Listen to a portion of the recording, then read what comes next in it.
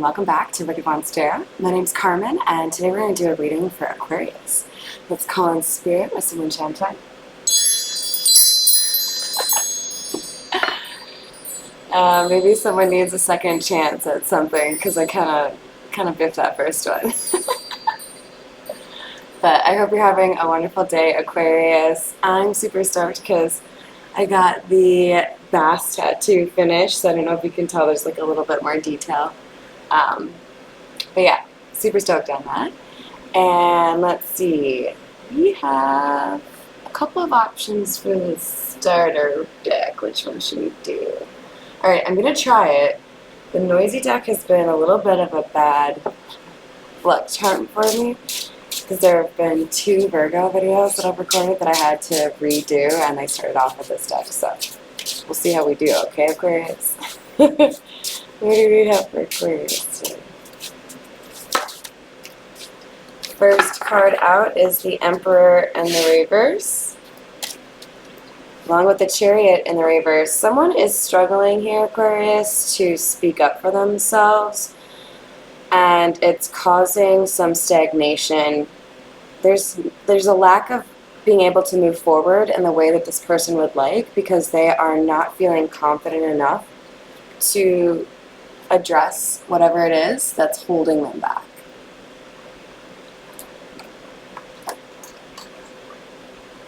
Alright, what else do we have for Aquarius?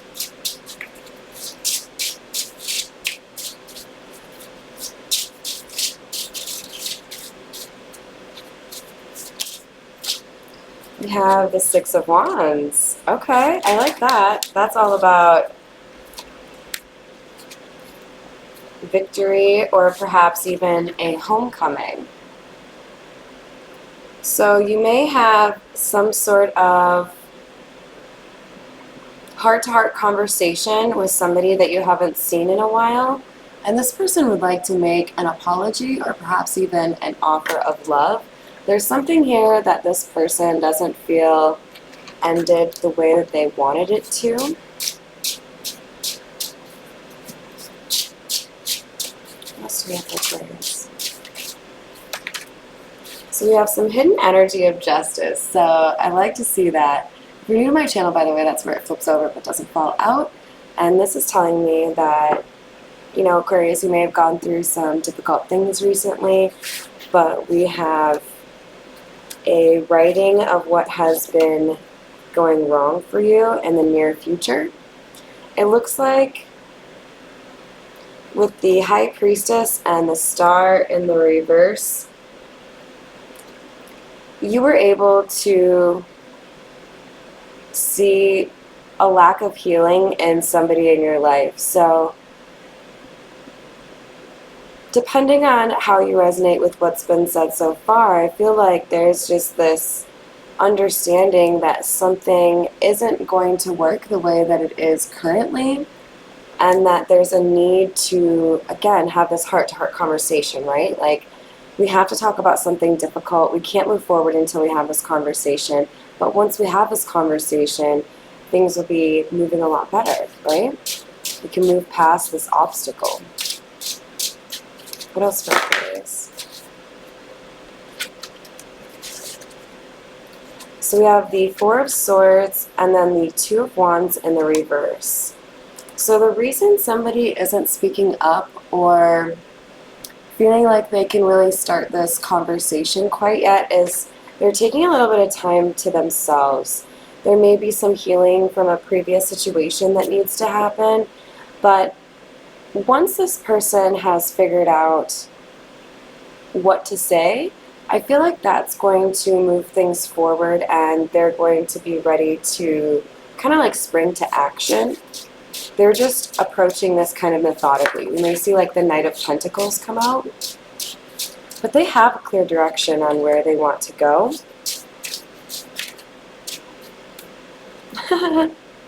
This is too funny. Alright, so I called out the Knight of Pentacles, but what we actually have here is the Knight of Wands, the Knight of Cups, and then the Ace of Swords sandwiched in between the two.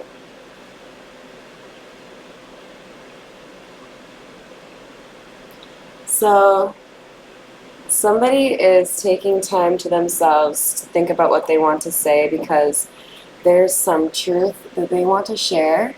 They're a little nervous about how this is going to be received, but I definitely feel like this is an offer of love. And perhaps there's some social complexities. Maybe one of you knows or is friends with like an ex, or there's some weird awkwardness that needs to be addressed. But it feels like once this person kind of regroups, they're going to like come in hot. They're going to like make the right move. They're going to be a little bit nervous about it. And I think it's because they view this person as kind of like a hot commodity, somebody who has probably other admirers. Because this person has, I think it's the High Priestess. I feel like this High Priestess has this kind of like bubbly energy or healing energy. So when people are around her, if they're struggling with a trauma or mental health issue, whatever it may be, there's this healing energy that kind of like washes over them, and there's like happiness that these people can experience. So I feel like this masculine energy is a little bit intimidated, but also kind of like motivated, right? Because of this energy. There's a sense that this masculine knows that this isn't an energy that you could probably find very easily. So we have the Lovers coming out to clarify the Four of Swords. I just heard there's a choice here, and that's exactly what the Lovers is all about, right? Somebody is being put in a situation where they have to decide how long they're willing to wait and whether or not they're going to let other people influence this.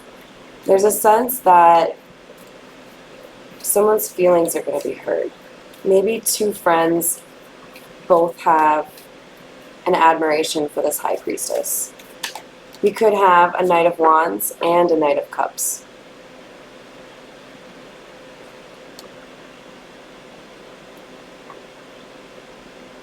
But someone here has held on to their feelings for this High Priestess for so long that even if they do come rushing in, it may not be fast enough.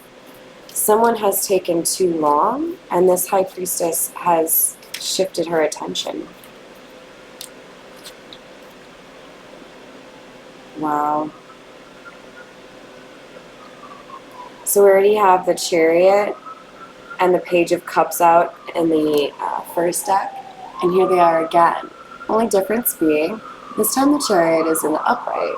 So I feel like what had prevented somebody before, or made someone a little bit hesitant before, is no longer an obstacle. There's a sense of urgency here.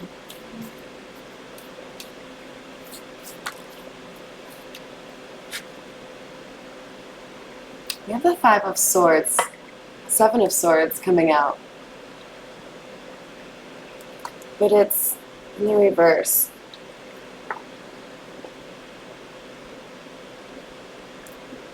There's an understanding here, whether it's one or two secret admirers that you have here, Aquarius, there's an understanding that mind games and trickery are not welcome. Like, if you're gonna come make me an offer, you better like do it in like a respectful way, right? No fuckery. We have the Sun card coming out again, you guys. Someone is deciding to make a difficult decision based on what would make them happy. I get a sense that this is somebody who is used to doing what's right for other people more readily than what's right for themselves. And they're taking the time to do a little bit of healing, to acknowledge that making a love offer isn't the wrong thing to do. If it makes them happy and they know they want to invest in this particular situation, this high priestess, I don't think they're willing to let somebody talk them out of it. There's a sense here, we have the Six of Wands coming out again in the same column. So it's the first one here, and it's clarifying the Four of Pentacles.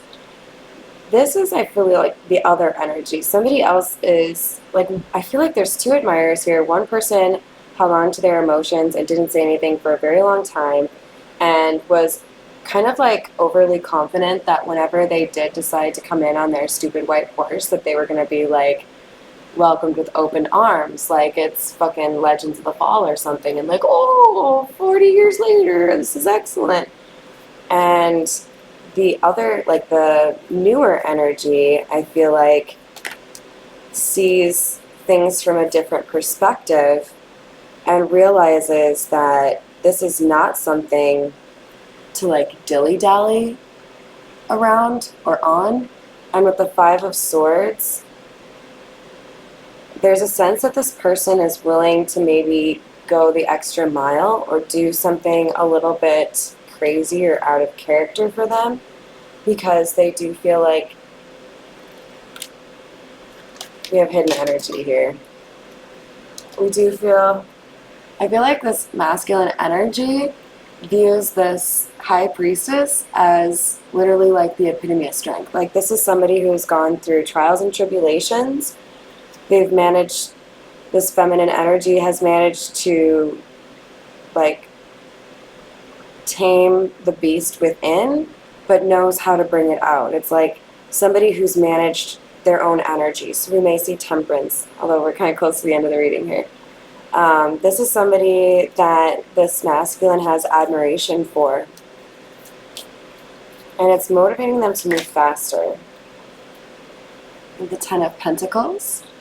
They see a future, a long-term future with this person. They want to balance the scales. There's a sense that these two individuals have gone through the same type of difficulty, like a recognition of the same kind of heart. All right, we're going to finish off with the Morgan Greer.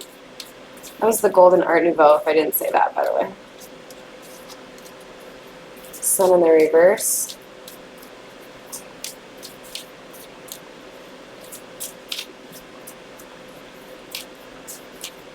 This is immediately like clarifying the sun in the upright. This person knows that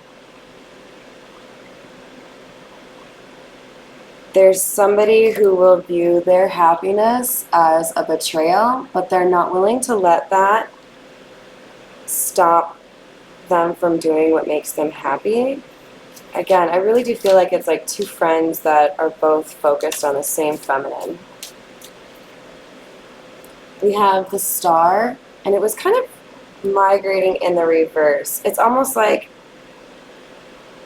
somebody feels like if they've seen a lack of healing in the competition, they don't believe that this person would be successful. Like, this newer energy sees some low vibe or toxic behavior in their friend and feels that that would result in their not being victorious with this highly intuitive high priestess, right? She's too strong with regards to her boundaries. She wouldn't really put up with that bullshit, right? So I feel like this newer energy is like, if I know that this person wouldn't make this high priestess happy or wouldn't commit to it, isn't healed, but I could make them happy, I'm going to make my offer. I'm going to say what I have to say. And then all of a sudden there's this like communication, right?